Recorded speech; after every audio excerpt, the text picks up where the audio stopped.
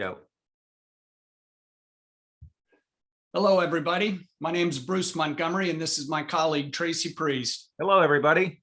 And we're with The Road to Retail. Tracy and I look to help small, emerging challenger brands figure out that path from their garage or the local farmer's market along the journey to seeing when you're ready to go to retail. We talk about everything from determining if you're ready to grow, where to start, having confidence in your supply chain. Do you prove your business online? And when you're ready to go to retail, how do you pick that retailer? Tracy? Absolutely. So Bruce and I have had, our experience has been 30 years in what we call commercial operations. And what we mean by that is anything ranging from sales, marketing, trade marketing, product development, divestitures, raising money. So we have a broad experience base that we try and share with our audience, as well as sharing those insights with you. We also have people from different places in our lives that we've met along the way, colleagues, friends, people we've worked with, and we are so happy today to have Krista Anderson on our podcast today. Krista is actually our first international guest. She's actually located in France, and we are just so happy to have her. And I just want to frame up today's episode because it's going to be a little different today. We're going to really talk about the entrepreneurial journey that Krista has been on, and I think you're going to find this really helpful because at the core, whether you're a brand founder or a manufacturer, whoever you are from whatever walk of life in consumer products, you're at the core an entrepreneur, and so is Krista. So she's going to share a little bit with us today, her journey. So welcome, Krista, and we are so excited to have you. Thank you for having me, Bruce and Tracy. And you're right. I've known you for quite a long time, and you've become a friend. So you absolutely. That's how these relationships work. So thank you for the opportunity today. So good. So Krista, let's kick it off. Just tell the audience a little bit about yourself and your background and a little bit of your experiences, and then we'll hop into a few questions. Yeah. So I had stage 4 cancer several years ago, and the doctors had given me 3 months to live, and healthy eating helped play a big role in saving my life. And one of the challenges that I faced during that time was finding healthier food options when I was on the go. I don't know if you guys have ever had this experience. You walk into a gas station to find something to eat on the go, and there's not so many healthy options there, and you kind of leave empty-handed. And I had this happen many, many times while I was fighting the disease. And I found it super challenging to help fight the cancer and keep my body in this alkaline state. And after overcoming cancer, I realized, okay, I want to do something about this. And this is kind of the foundation of what launched my business and my idea of making healthy foods more accessible to people across the US. And founded my company now 9 years ago, S-Star, and the brand Healthy on the Go. So wait, Krista, are you telling me that after all these years, when I go into the convenience store and grab a soda and a candy bar, that's not good? It tastes good, but no, it's not good for your health. Oh, okay. Gosh, I knew I was doing something wrong. No, Bruce, you're funny. Well, awesome. What a great story you have. And thank you for sharing that. So again, back to the kind of your entrepreneurial, journey a little bit, maybe share with the audience, some of your challenges that you've been going through in your business over the past couple of years. Because one of the things that we talk about, but a lot of entrepreneurs don't like to talk about is the cost of failure. And we do talk about that on our podcast because our listeners need to know that. And I know in my entrepreneurial journey, I wish people would have talked to me more about that. So anyway, just tell us a little bit about, what's been going on the past couple of years and maybe some of those key learnings that you could share with our audience today. Yeah, it's been quite a journey, to be honest. So to describe a little bit more about how my company works is it's a healthy snack merchandising program that goes into gas stations, hospitals, universities, airports, pretty much everywhere but a supermarket. So we can help make that healthy choice, the convenient choice. And the first 3 years of my business was probably one of the most challenging parts because you don't really think healthy food in a gas station, right? It's kind of an oxymoron. So it was a very innovative place to go with healthy organic foods. And so I really had to prove myself in that, in making that work, being very hands-on. But actually my third year in business, Michelle Obama had her team and an organization that she started called Partnership for Healthier America.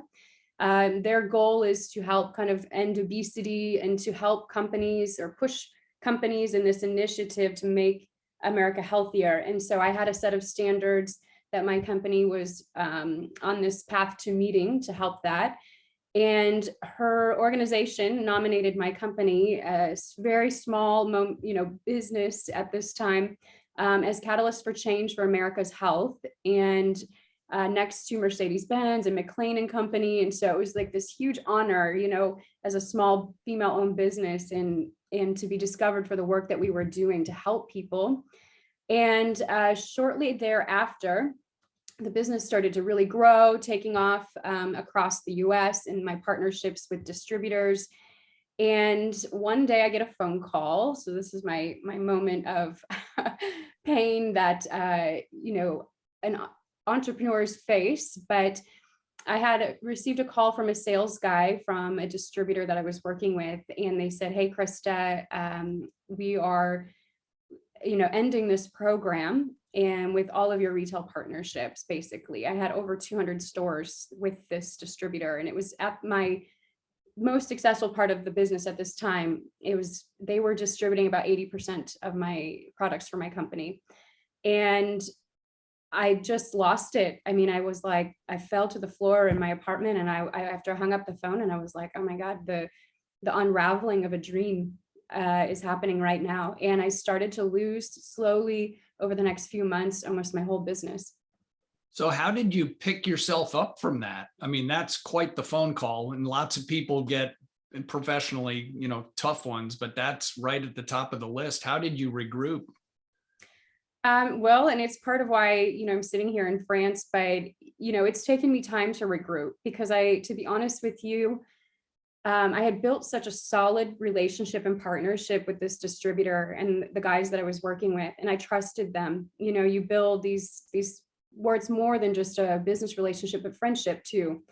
And for them to make that decision based out of greed and making more money for their company, it really hurt me. And I felt like I have this dream inside of me to help make America healthier, to help prevent disease for people from my experience through cancer. And to see that just wiped away because of greed, right? But it's taken me almost 2 years to pick myself back up from this, because when you think about it, if your business can just be wiped out like that from one phone call, like what's to say, why get up and build again, right? Like, what if it happens again? So this was going through my mind a lot. And I left the US to take some time out here in the south of France, and where I find the culture to be so much of a balance on how to live life and really enjoy life, and taking the time to just rebuild myself first and put together a new strategy to go back into business with this passion, to find my passion again. So That's just great. And that's just, I think our audience of entrepreneurs need to hear that. So tell us a little bit, Bruce, and I know I'm going off script, but you and I talked earlier about how important work-life balance is. And I think that's a great story to tell. And so tell us a little bit about that and how important that's been in your, resurgence. To be honest with you, I think this is the most important message I could ever give with my life, because I feel that so many of us are chasing after the American dream, right? Mm-hmm. And what our society has taught us to, you work hard, you get married, you buy this home, and, like this picture of success. And so much so that so many people they're kind of selling their soul to this, that you never have time for family or to really enjoy. You get a vacation a year, right? Mm-hmm. And it's all for what? What do we need all this money for? When what I've learned from the French culture is the most important thing for them is how good is the food they eat, and who are they sharing this moment around the table with? It's about relationships and the enjoyment of life. And it's so simple and it doesn't cost much. And I think in our culture in the US, it's this other picture of just driving for fame and success and money. And that I was on that journey. I had no idea there was another way to live, but there is. And that is what I've learned today, is to have this balance as an entrepreneur. Why are we doing what we're doing, and not to get sidetracked by everybody else's success, when success is whose life is different because you live. Success is the relationships we have with people. It's not money. Yeah, that's so good. So rich. And you're so right. Relationships, are in business and family are so important. So Bruce, I'll let you, we'll get back on script here and let you ask your next question, unless you have another insight onto that one, because that was a rich nugget. No, there's no script. It's all about the discussion and where we're going. So Krista, I hear what you just said, but I also see that you did pick yourself up and you're swinging again. So maybe you've not completely purged that entrepreneurial gene inside of you. And that's what, to me, that's what makes entrepreneurs, these small emerging companies and brands. I mean, these entrepreneurs such as yourself, they see every sign that says, bridge out, danger, trouble ahead, and they kind of flip them the bird and they're like, that bridge will be there when I get there. And they just keep going. So these brands that you work with as part of your network of healthy living, what do you look for? And do you see a couple of characteristics of the brands that you feel are successful, whether, financially successful, because in the end, you got to be at least somewhat financially successful or you don't last long, or, really true to their mission? What are some core characteristics you see in the brands you look for to fit what you're trying to do? Yeah, this is what sets this program out from the rest, from what else is out there, is the fact that I have these conversations with the brands, asking them, what is the ethos of behind their brand? What's their mission? What's their focus? Is it some company that's been infused with a bunch of investment money with a good idea, and they're trying to make a good product and then sell it to some big CPG company? Or are they on this mission because, the founder's son had a rare disease and they see this opportunity to help the health of people, so I like and prefer to work with companies that have a backstory and a reason, because together we're on mission together. And I think the cause and catalyst for change in this example of creating a preventative healthcare system is partnering with brands and companies, retailers, distributors that share the same vision, because together you can make a stronger impact. And so first and foremost, I like to find the brands that they have cause and a reason and a passion behind what they're doing. And from there, it's looking at, how is the product manufactured? Is there transparency through the supply chain of where the ingredients are coming from? Are they clean ingredients? Are each and every ingredient coming from nature? It's not something that's created in a lab, or man-made, but the goal is to stop disease, to prevent disease. How do we do that? Is providing people the healthiest foods and making them accessible. And somebody's got to take that stand. And so that's what my company does, is we're taking that stand and saying, okay, these are the right products for your health. And then we make them accessible. But I will say there's a huge opportunity for innovation in the snack industry. I do not see that we are where we can be. I think we need more functional snack products. And to be honest, I would love to find more partners that are doing better. Awesome. So let's dig in there. Let's do a little product design here on live TV. So when you say there's opportunity for innovation in snack, I do not disagree with you. Because for years I would go through the airport or whatever, and when I was late flight, everything, we've all experienced it, right? My go-to meal was a Diet Pepsi and a Snickers bar and just keep going. Oh, no. And, the older I get, I'm like, those were some really horrible decisions, even though they were both quite tasty. So what would you be looking for if you sat down with someone that had the money and the means? What would you say? And let's say it's the three of us. We'd say, Krista, we want to get into your program. We're believers. We think we have that supply chain.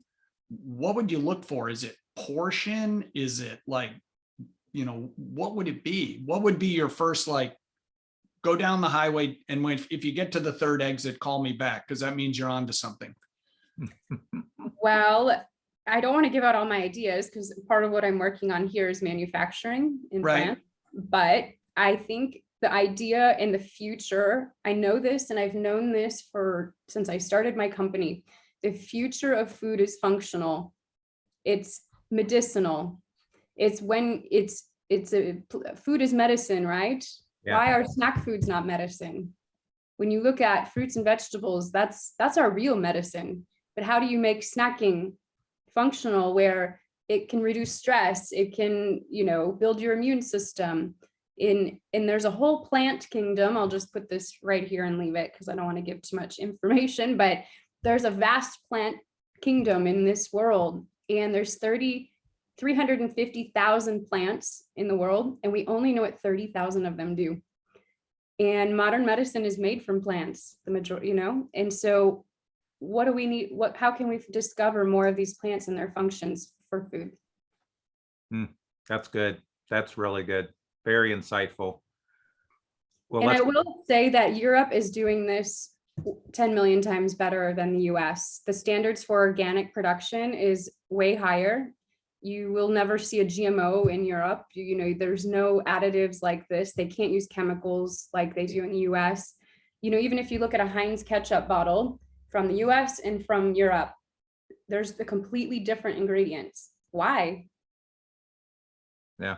So let me follow up one other question there. So if you see a company or a little brand that's working with you that you think is checking all the boxes, they've got a good product, it's clean label, it's on trend for healthy living, it's fitting what you're trying to do, but they're struggling, what would be your one or two coaching points to say, hey, I think you guys are onto something, but go look at this. Like you're just a little too expensive. Could you do a slightly smaller proportion without feeling like you're ripping people off?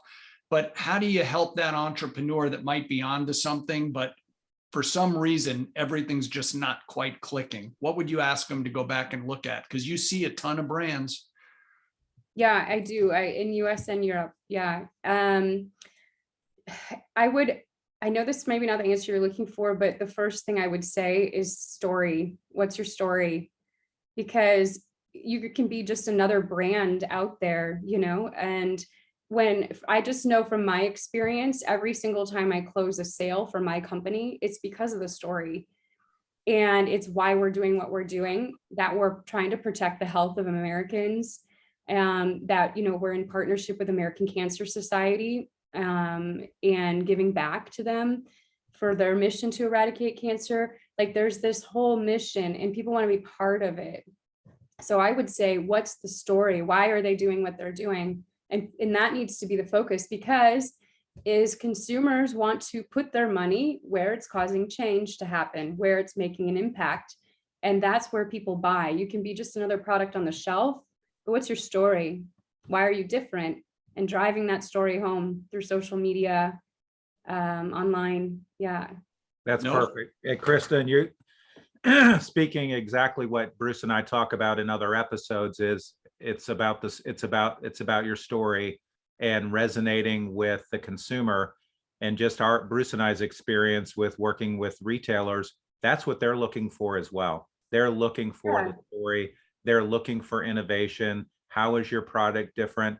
And as a brand owner, you have to be able to communicate that clearly and concisely, to a retail buyer. And I think sometimes, entrepreneurs and brand owners, struggle a little bit, with that. So Bruce, your idea of the 17th gluten-free chocolate chip cookie is out the door. Sorry. Yeah, but it's interesting because Krista, one of the things Tracy and I did about a little over a year ago was we interviewed about a dozen buyers from big retailers here in the US about a myriad of subjects, but a lot of it coming back to what do they need to see in a small emerging brand to take the risk, right? To bring them on. Mhm. And one of the great quotes we got was a very bright woman at a very large retailer said, "What I don't need are cut and paste brands." Exactly. She said, "What's the story? Why are you different?" And another great quote was, "Tell me something about your product that I couldn't possibly know." Yeah. Right? There's a company here in Provence that they approached me about helping them enter the US market, and they're an almond butter company. And I said, we don't need another almond butter in the US. We have plenty of almond butter. But I said, if you want to go back and make a functional almond butter, one that has some benefits, because nobody's doing that. Well, you've got some CBD, but almond butters, but you got to come into this, you got to enter different, or you won't survive. No, they won't even survive the slotting costs. So you just saved them a ton of money. Exactly. Yeah. Tracy, what else do you have for Krista? So one last question, Krista, and this has been, again, just tremendous, but tell us about your greatest success in your career. What are you most proud of? Oh my gosh. I think honestly is just building something from nothing. You know, I sold everything I owned to start this company and lived in a tiny little garage apartment with no kitchen, no washer and dryer for the first 3 years. My grandma was sending me money, you know, just to secretly in the mail. She would send me every 2 weeks a little bit of cash, you know, she's like, I just want to make sure you're eating, you know. But it was just fueled by this passion. And I think, you know, building something from nothing and it worked, you know, that it's working. And each and every partnership every day is my greatest victory, that somebody believes in this, somebody wants to be part of this change. And I think that my life can be of service and do something more, you know, that I can have some purpose. So I think that's just my greatest victory. Yeah. I just love your mission, your passion. And this is just great for, you know, entrepreneurs listening to this episode later to hear that, you know, the journey is real, and you've got to be passionate. And that's what fuels, you know, just continuing to, you know, that journey. Well, and the other thing that's super interesting about what you're doing, Krista, is that you're pulling together brands from multiple people, but they got to fit what you're trying to accomplish. So that's, you know, you're kind of the ringmaster of this vision, which is really interesting approach. Tracy, I think we're ready for the big finish. And if people want to get in touch with Krista. Yeah. So Krista, tell our audience how they can best get in touch with you if they want to reach out, partner with you, pick your brain, whatever. Just tell us how they can get in touch with you. Absolutely. Of course, LinkedIn. I can be found on there. And my personal social media is kristaanderson.co. Feel free to join me on my Provence journey at the moment and all things of building my business through that. And then the website is sstar.us, and partners and retailers, distributors, and emerging brands, they can all contact us there.